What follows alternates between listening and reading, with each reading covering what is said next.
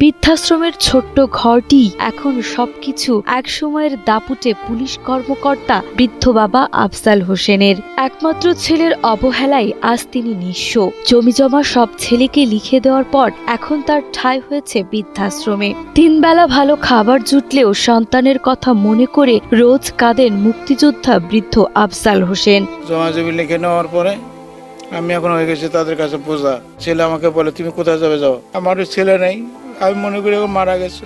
ছেলে মেয়েদের কথা মনে হলে ভেতরটা চৌচির হয়ে যায়।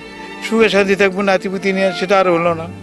গাইবান্ধার গোবিন্দগঞ্জে মেহেরুন্নেসা বৃদ্ধাশ্রমের একটি ছোট্ট ঘরে কয়েক বছর ধরে বাস করেন এই মুক্তিযোদ্ধা অবসরপ্রাপ্ত পুলিশ কর্মকর্তা আফজাল হোসেন আকন্দ। সারা জীবন দায়িত্ব, শৃঙ্খলা ও সততার সঙ্গে দেশের সেবা করার পর চেয়েছিলেন অবসর কাটাবেন পরিবারের সাথে। সব মিলিয়ে বেশ স্বাভাবিক ও সচ্ছল ছিল তার জীবন। কিন্তু মৃত্যুশয্যায় স্ত্রী অনুরোধ করেন সব সম্পত্তি ছেলের নামে লিখে দিতে। আফজাল হোসেনের ইচ্ছা না থাকলেও শুধুমাত্র স্ত্রীর শেষ ইচ্ছা পূরণ করতে সব সম্পত্তি লিখে দেন একমাত্র ছেলের নামে। দীর্ঘ 34 বছর পুলিশে চাকরি করি। আমার এক ছেলে 3 মেয়ে। আমার ওয়াইফ 23 সালে মারা যায়। আমার ওয়াইফ মৃত্যুর অবস্থায় আমাকে বলে, তোমার কাছে একটা দাবি করবো, দীর্ঘ জীবন আপনার সঙ্গে ঘুরে বেড়ালাম, একটা মাত্র ছেলে, জমা জমিগুলো আপনার ছেলের নামে লিখে দিতে হবে আর কি। আমি না করি যে না, মেয়েরা আছে। আমার বউ আমার কাছে স্বীকারোক্তি নিয়ে ছেলেকে আমি জমি লিখে দিই। সম্পত্তি পাওয়ার পর যেন রাতারাতি বদলে যায় ছেলে ও পুত্রবধূর আচরণ।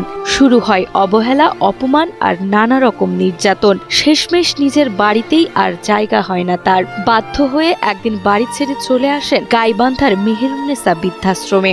এখন এই বৃদ্ধাশ্রমই তার একমাত্র ঠিকানা। ছেলের বউ আমাকে অনেক অপবাদ দেয় এবং আমাকে দেখতে পারে না, খাওয়া দাওয়া আমাকে কষ্ট দেয়, আমাকে তুই মুই করে বলে। তখন আমি আল্লাহর কাছে নামাজ পড়ি আর বলি, আল্লাহ তুমি আমাকে একটা হেফাজতে রাখো, আল্লাহ তোমার হাতে আমি পড়ছি।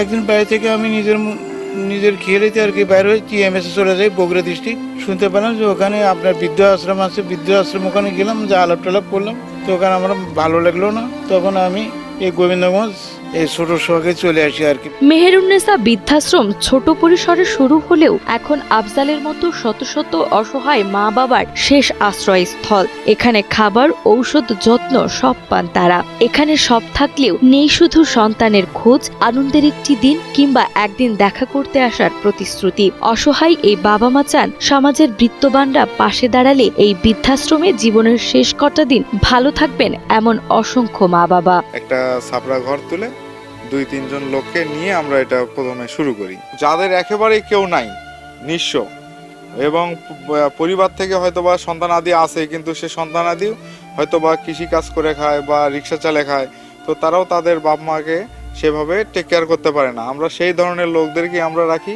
বাড়ি ঘর সবই আছে, আমার ছেলে মেয়ে দেখে না দেখার কারণে আমি এখানে এসে আশ্রয় নিছি। আর্থিক অবস্থা যারা আছে তারা যদি একটু সহযোগিতা করে তাহলে আমাদের আরো ভালো হয়। বাংলাদেশ সরকারের কাছে আমাদের অনুরোধ থাকবে, এই আশ্রমের দিকে যেন নেক দৃষ্টি রাখে আর কি, তাহলে আমরা হয়তো উপকৃত হবো আর কি।